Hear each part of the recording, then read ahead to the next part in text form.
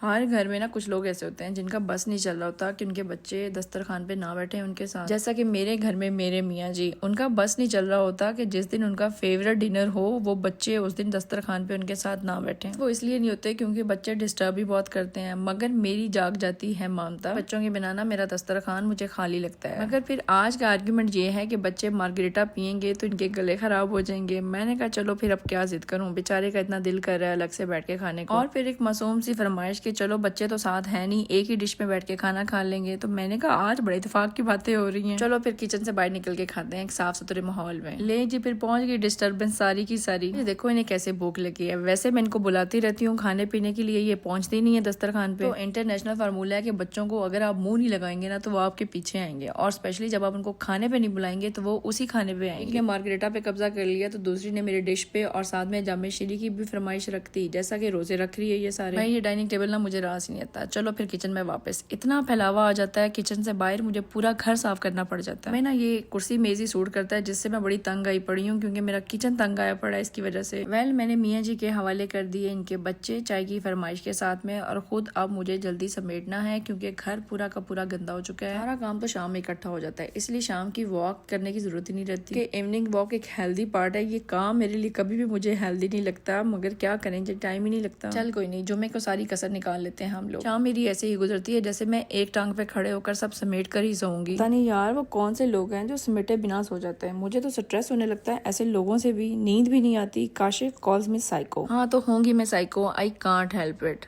देखिए मेरा कितना काम पड़ा है। मेरे मियाँ जी के हवाले अगर मैं कोई काम कर दूं ना तो वो कहते हैं मेरे पास बैठो, बच्चे मेरी बात नहीं सुनते, तुम्हारे डर से खा लेंगे।